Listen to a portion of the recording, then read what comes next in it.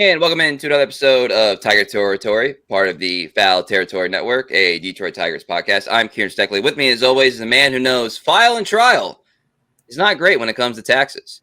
He is Cody Stavenhagen. How you doing? Doing good, Kieran. Arbitration aside, we got some news this week. Only it's not actually related to the Detroit Tigers, but Justin Verlander, former Tiger, signed with the Giants. 1 year, $15 million. That's the same deal Alex Cobb got. So that was curious, just enough to get people riled up. Before I go into my take, Kieran, I want to hear your thoughts. So basically, I was going through it, and when the deals are equal, and sometimes this plays into front offices, and not that necessarily it should, and ownership especially sometimes this plays into it, is that what's going to kind of get us more attention, what might give some merch, some tickets. The PR move, again, the financials equal, but the PR move was 100% better to get Justin Verlander than Alex Cobb. Now, that doesn't mean it was a better baseball move, but I kept thinking, I was like, the Tigers don't have that many W's this offseason. Now, W's in the offseason don't necessarily translate to W's in the regular season. But this was, I kept thinking, there's an argument to be made. This was a missed opportunity to get an offseason W, bringing back a franchise legend, someone who is beloved by everybody in the city, and Justin Verlander. And it kind of, there's also, we talk about reuniting. There's a reuniting element with Verlander too, and championship pedigree. There's like 3 or 4 Bregman boxes that Verlander checks. I kept thinking it was like the money's equal. You get an aging pitcher. It made me think. It just made me think. Yeah. I was never a big proponent of the Tigers bringing in Verlander earlier this offseason, in part because I thought he would get a little bit more. And I probably wouldn't have guessed Alex Cobb to get $15 million. Baseball wise, I think the difference is pretty negligible. I put this on Twitter, but if you just compare them over the past 2 years, both have had their various share of injuries, but they're pretty similar as pitchers. Fangraphs right now projects Alex Cobb to be worth 1.9 FWAR. It projects Justin Verlander to be worth 1.3 FWAR. Verlander coming off a season where he really struggled. He had some bouts where he was healthy, where he was good, but overall he was not healthy, and he had an ERA in the 5. So kind of like the Walker Buehler, like, is he actually better than Alex Cobb, or is he just the bigger name? Now, if you were to take all the peripherals aside and just ask me, like, would you rather have Alex Cobb or Justin Verlander? You can throw Charlie Morton, who also got 1 for 15 into this. No, I'd probably say Verlander. But in reality, I think they're going to be very similar pitchers, if not Alex Cobb being better. Some of the numbers hint toward Alex Cobb could be a smidge better. Of course, the big caveat, can he stay healthy? But I think at age 42, that applies just as much to Justin Verlander. But I think there's another factor here that a lot of people aren't talking about, and that's kind of the behind closed doors clubhouse factor. When the Tigers signed Alex Cobb, we heard a lot about what a great guy he was, how important that is to the Tigers, and what kind of mentor and example he could be for what's still a very young pitching staff. Compare that to Verlander. I think Justin Verlander obviously could bring in an immense amount of wisdom. There are stories out there about how he has kind of softened in his older age. He's more approachable than he used to be. Go listen to our episode with Austin Jackson, which was hilarious. Austin talking about kind of the difficulties and humor of trying to relate to Justin Verlander back in the day. But I think bringing in a guy like Justin Verlander to this room, to a very young team that had a very kind of magical chemistry last season, could be a little risky. Like, it still alters the room. There's an aura of celebrity with Justin Verlander, regardless of how he has or has not softened, that is different. He's going to be the only guy, I guess, other than Javi Baez pulling up in a Lamborghini. He's going to be the only guy with a famous supermodel wife. He's going to be the only guy going to the Hall of Fame. Just compare it to Miguel Cabrera a few years ago. That was great. It was memorable, but it was in a way a little bit of a distraction. I think that all applies with Verlander as maybe a reason the Tigers would not want to bring him into this mix, nostalgia aside. And here's another thought I had, Kieran. What if Alex Cobb's struggling, or say he's just okay, and it gets to be August, September, and the Tigers are in a pennant race. And what if AJ Hinch goes to Alex Cobb and says, "Hey, Alex, we're going to open for you, and then you're going 3 innings today." Alex Cobb's probably like, all right. I'm not sure that conversation's Justin Verlander. And I think maybe these are some of the reasons that JV just, as cool as it would be, and I'm not saying it wouldn't be cool, it'd be awesome, it'd be fun to cover. I'm not sure it was quite the right fit, regardless of what the money or the contract ends up being. So there's a couple things here. Number one, I want to imagine like the first day of spring training had the Tigers brought in Verlander and had, as it obviously they're not doing it now. So how to compare the two? Like the first day of spring training, you're there, the media's there. There might be an increased media presence given that the team, had the playoff success, and everyone's talking about parlaying last season to this season, and maybe any other moves that we don't know about yet could be a part of it too. That's team focus, goal focus coverage, right? That would be like the narrative that I'm sure everybody in the offices of Lakeland would really love. And then you bring in Verlander, it's like now it's literally, for lack of a better term, kind of a side show. The prodigal son returns and all that stuff. And the mentorship, the locker room stuff, I think this point was brought up by Vincent Goodwill, who used to be local to Detroit. Now he's national, still kind of centered on Detroit a little bit, basketball guy. He was talking about when Chauncey Billups came back to the Pistons at the end of his career. And now, obviously, the Pistons at that time didn't have the same aspirations that the Tigers this year do, but I think it still applies. Everyone wants to talk about the old veteran mentorship, but it's not an automatic. Like that person has to be willing to do it and more or less make it somewhat part of their job.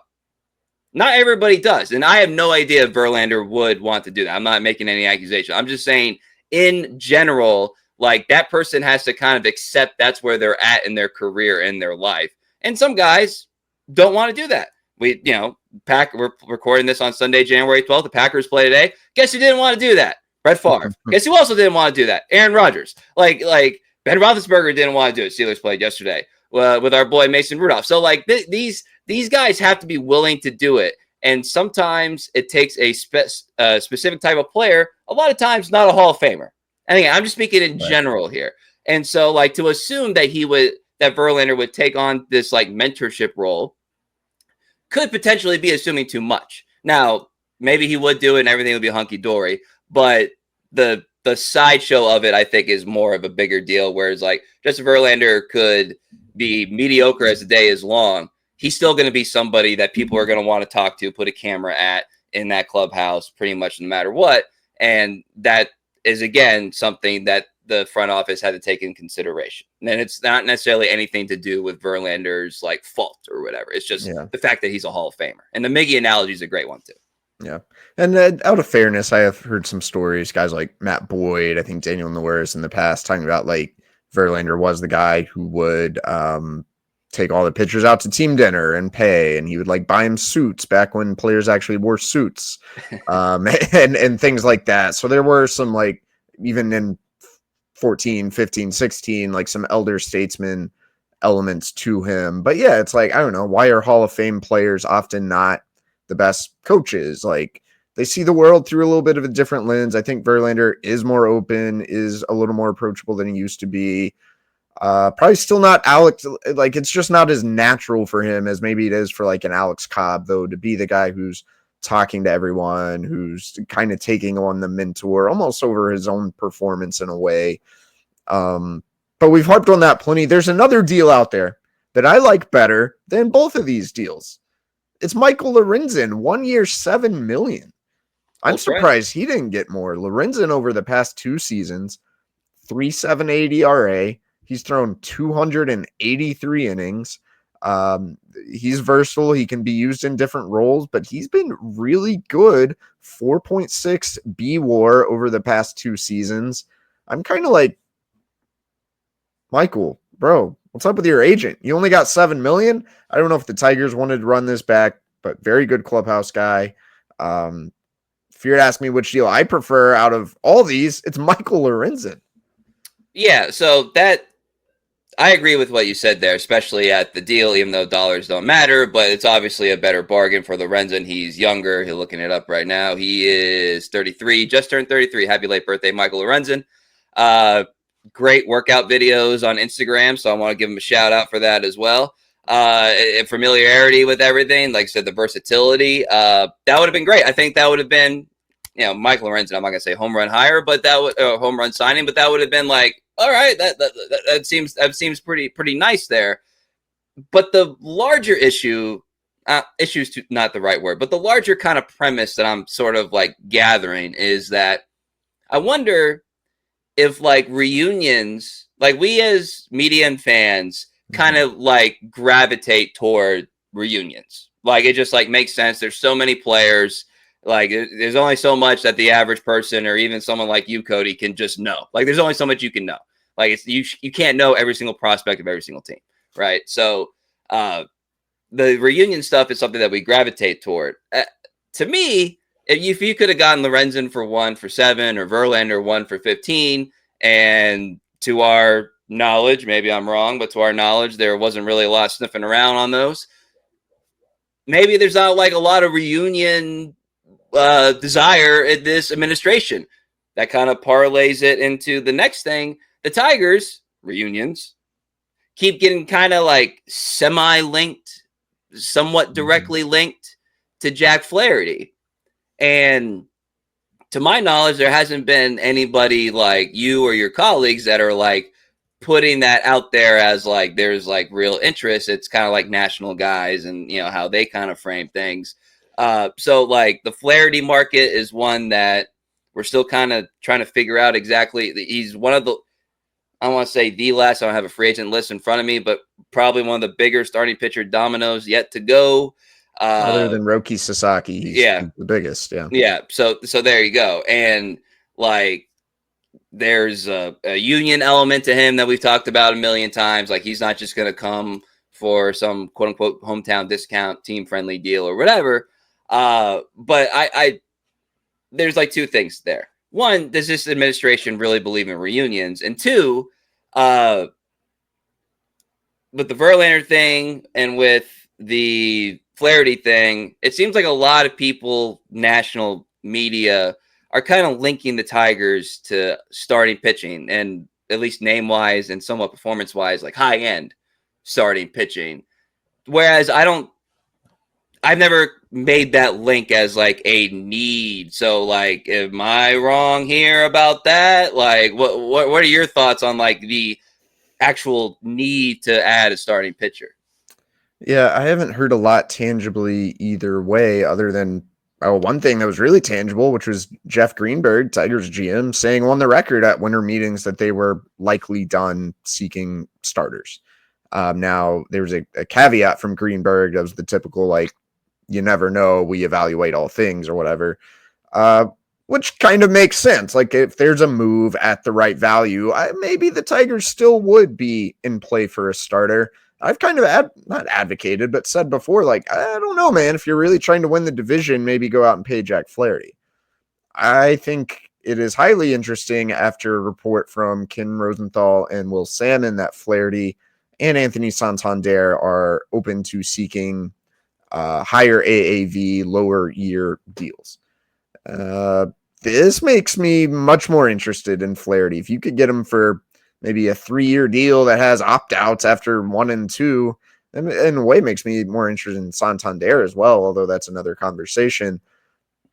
Like, why not is kind of my thinking. I'm not sure you need him. I think the Tigers have good young pitchers. I think it's good to get those guys reps. I think the Tigers can build a good pitching staff with what they have. They have plenty of options, plenty of depth. But I don't know, man. Skubal, Flaherty, Olsen, Jackson Jobe. That's a top 4 of a rotation that teams are not going to enjoy facing right there.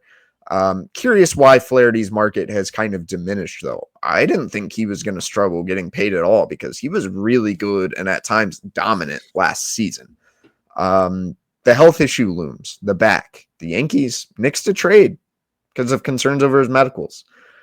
His velocity was really dipping toward the end of the year last year. He had a couple dominant postseason starts. He had a couple postseason starts where he struggled and just did not quite look right. So I wonder if that leads to concerns from teams like, are we really going to give this guy 4 or 5 years?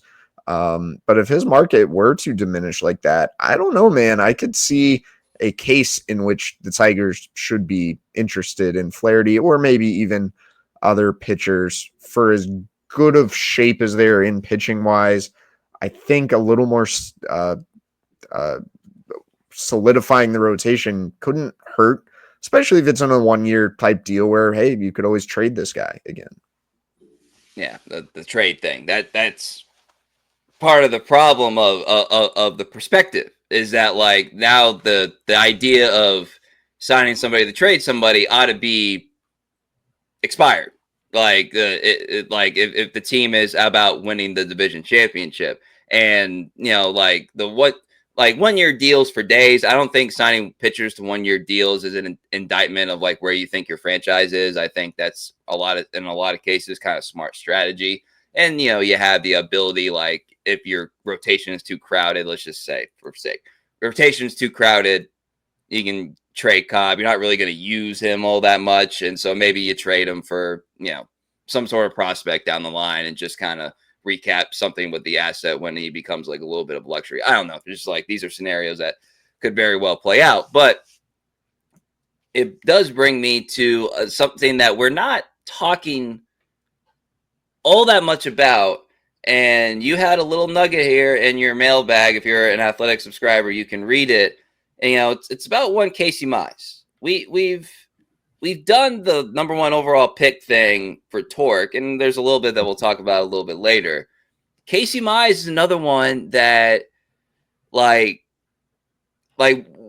I'm struggling to see where I would kind of put my stamp on his actual fit for 2025. Now, he's one of the guys that agreed to terms before the arbitration deadline. He's getting $2.4 million this year. We've gone through the injury thing with him. We've gone through the can't use the injury as an excuse thing with him. Not our words, AJ Hinch's. And I'm looking at his Fangraphs page. They project him as a starting pitcher, 26 starts.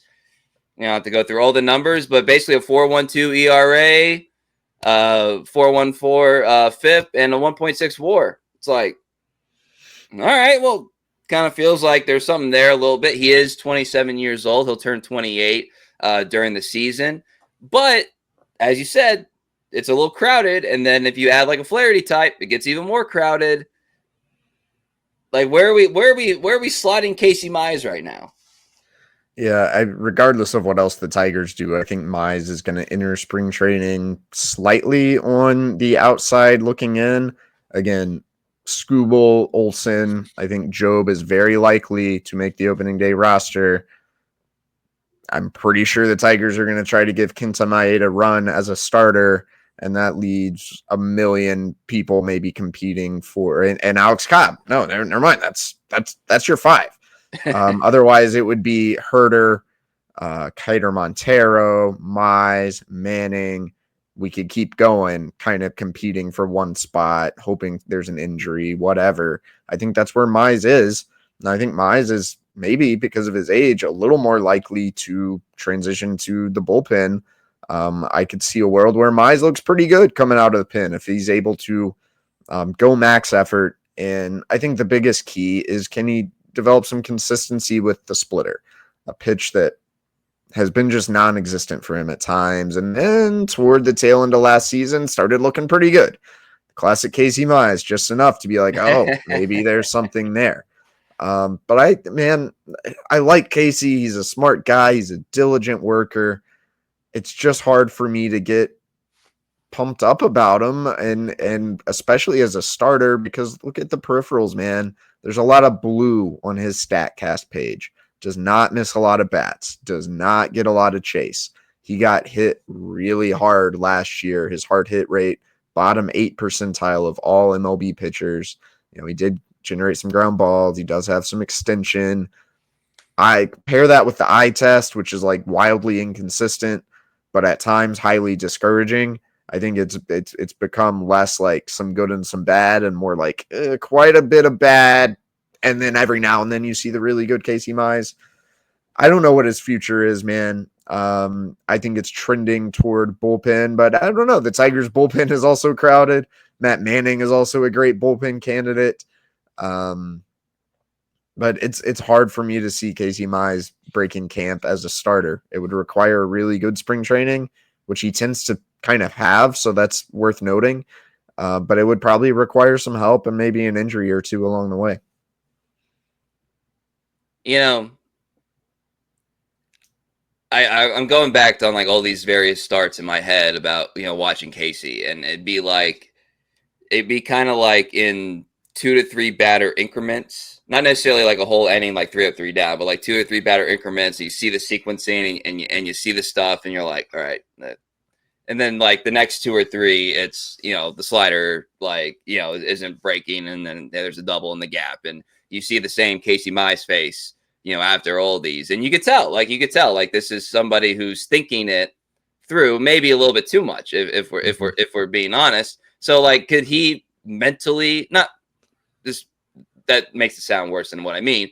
Like, how would he handle like a bullpen? I don't want to say demotion, but in his mind, it probably would be considered a demotion. Like, how would he like handle that? Like, would he? This is a number 1 overall pick. Like 1-1. These guys typically don't, before they're 30, like to go into bullpens. Like, yeah, that's a factor to consider too. There was the weird arbitration thing last year. There's the weird 60-day IL thing last year. Like, I don't know. Which would he handle better, going to the bullpen or going to Toledo? Not really sure. One, you get to stay as a starter. You get to maybe talk yourself into like, I can still be that guy because I'm still a starter. I just need my shot. Or there's the reality, like, I don't know, dude, you're 1-1, you're 27, you're in Toledo. Would you rather look at reinventing yourself maybe as a power reliever? And I still think he could profile pretty well in such a role. For as much as like, yeah, Mize is a realistic guy, he has very high standards for himself. There have been a couple weird situations with the team. I would have legit concerns about like how well he's going to be able to take either of those things in stride. And that's not necessarily Casey's fault. It'd be tough for anybody. So when we were talking about Verlander, one of the images in my head was being at game 1 of the wild card round and seeing him like introduced, but not on the playoff roster. So it's like, wow, weird. It's like, in my mind, it's like, and I get it because it's a 3-game series. I understand all that stuff, but just like, it's like this Justin Verlander, like this dude is, and he's not on the playoff roster. It's just like a weird thing to wrap your mind around. And to a lesser extent, but to kind of cap it, it's like we're talking about Casey Mize, a guy who also was not on that playoff roster, right? So like things are sometimes more fluid than we realize, and then we get away from like those kind of situations where real decisions had to be made, right? And we're talking about them in ways that didn't reflect what was going on just a couple months ago. All right, let's go to really brief, because we already talked about it a lot. But the Nolan Arenado thing just doesn't die. It's like we're gonna trade him. We might not trade him. His no trade clause is a little bit more loose than we thought at first. So let me just phrase it like this: if you had to put your reputation on the line, not money, just reputation, who is starting for that? Who is most likely to start at third base? Again, it could be neither one of these, but Bregman or Nolan, just like most likely, not who will do it, most likely. Matt Vierling. Also, I would say Alex Bregman is probably more likely at this point. The Tigers definitely, again, earlier in the offseason, did a dive on Arenado, seemed to have some interest in him despite the signs of decline. And maybe he could remain in play as kind of a backup if they don't get Bregman. I don't know. It seems like the Cardinals have not wanted to eat a ton of this money, or they're wanting another team to take on a lot of the contract. That could create some pause. And the fact that Arenado seemed to express he had no interest in Detroit and a lot of other places. I don't know, how willing are you going to be to circle back on a guy like that? The reports coming from Arenado world seem like a cry for help a little bit. Like, oh, maybe I shouldn't have nixed that deal to Houston. I think it's mostly coming from his camp to be like, look at me, don't forget about me, I'm available. John Morosi, I think, mentioned the Tigers and Mariners, but I think he mentioned that more as just teams that need help at third base than like actual interest. So I don't have any real updates there. It is interesting that it lingers. It is interesting that supposedly Nolan is now becoming more open-minded. We'll see. This Bregman thing, man, I think it's going to keep on dragging out. So nothing's impossible here, but I also don't, have any sense that like there's momentum of Nolan to Detroit at this point. Do you think if he were to get traded, it would have to be after a Bregman signing? I think that's most likely. I think Bregman is kind of holding up that market. I think it'd be a team that misses on Bregman. Now, there's a world where maybe one of these teams says, you know what, Scott Boras, we're sick of dealing with you. We're just going to trade for Arenado. Well, I also think all these teams would rather have Bregman than Arenado, and that's why he probably goes first. Yeah, and again, like there's in specific to Boston, there's at least second base possibility with Bregman, and I don't think you're doing that. There'd be way more shuffling if I'm not sure Boston really makes sense for him. All right, let's go to the next 1-1. I just teased it a couple minutes ago. Spencer Torkelson, you had like a line in our last episode, which, by the way, if you guys haven't gone and listened to our last episode or watched on YouTube, we're very close to 1,000. So please, everybody, subscribe if you haven't. If you have, thank you, to our YouTube page, Tiger Territory. Austin Jackson broke down like his swing change, after what was it, 2011 season, and like I think he spoke for like 10 minutes about it. I'm probably exaggerating, but it felt like it was just like it felt like a sermon. Like it was like baseball, like pure, just like going. He was cooking. We didn't interrupt him. We couldn't because it was awesome. So if you haven't gone and listened to him break that down, it's really, really good.